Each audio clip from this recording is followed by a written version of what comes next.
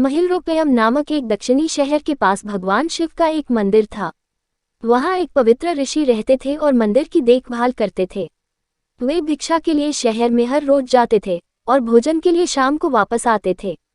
वे अपनी आवश्यकता से अधिक एकत्र कर लेते थे और बाकी का बर्तन में डालकर गरीब मजदूरों में बांट देते थे, जो बदले में मंदिर की सफाई करते थे और उसे सजावट का काम किया करते थे।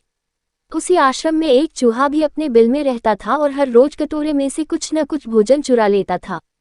जब साधु को एहसास हुआ कि एक चूहा भोजन चोरी करता है तो उन्होंने इसे रोकने के लिए सभी तरह की कोशिशें की। उन्होंने कटोरे को काफी ऊंचाई पर रखा ताकि चूहा वहां तक पहुंच न सके, और यहाँ तक कि एक छड़ी के साथ चूहे को मार भगाने की भी कोशिश की, लेकिन चूहा किसी भी तरह कटोरे तक पहुंचने का रास्ता ढूंढ लेता और कुछ भोजन चुरा लेता था। एक दिन एक भिक्षुक मंदिर की यात्रा करने के लिए आए थे, लेकिन साधु का ध्यान तो चूहे को डंडे से मारने में था और वे भिक्षुक से मिल भी नहीं पाए। इसे अपना अपमान समझ भिक्षुक क्रोधित होकर बोले, आपके आश्रम में फिर कभी नहीं आऊंगा, क्योंकि लगता है मुझसे बात करने के अलावा आपको अन्य काम ज्यादा महत्वपूर्ण लग रहा है। साधु विनम्रतापूर्वक चूहे से जुड़ी अपनी परेशानियों के बारे में भिक्षुक को बताते हैं कि कैसे चूहा उनके पास से भोजन किसी न किसी तरह से चुरा ही लेता है। ये चूहा किसी भी बिल्ली या बंदर को हरा सकता है अगर बात मेरे कटोरे तक पहुंचने की हो तो। मैंने हर कोशिशें की है, लेकिन वो हर बार किसी न किसी तरीके से भोजन चुरा ही लेता है। भिक्षुक ने साधु की परेशानियों को समझा और सलाह दी, चूहे में इतनी शक्ति, आत्मविश्वास और चंचलता के पीछे अवश्य ही कुछ न कुछ कारण होगा।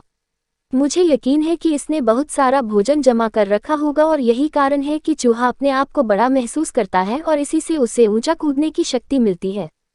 चूहा जानता है कि उसके पास कुछ खोने के लिए नहीं है, इसलिए वो डरता नहीं है। इस प्रकार साधु और भिक्षुक निष्कर्ष निकालते हैं कि अगर वे चूहे के बिल तक पहुंचने में सफल होते हैं तो वे चूहे के भोजन के भंडार तक पहुंचने में सक्षम हो जाएंगे।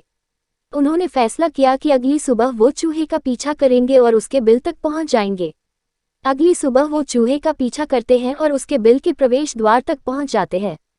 जब वो खुदाई शुरू करते हैं तो देखते हैं कि चूहे ने अनाज का एक विशाल भंडार बना रखा है। फौरन ही साधु ने सारा चुराया गया भोजन एकत्र करके मंदिर में ले जाते हैं।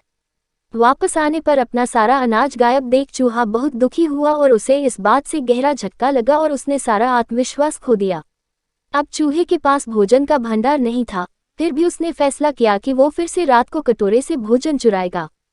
लेकिन जब उसने कटोरे तक पहुंचने की कोशिश की तब वह धड़ाम से नीचे गिर गया और उसे यह एहसास हुआ कि अब न तो उसके पर शक्ति है और न ही आत्मविश्वास। उसी समय साधु ने भी छड़ी से उस पर हमला किया।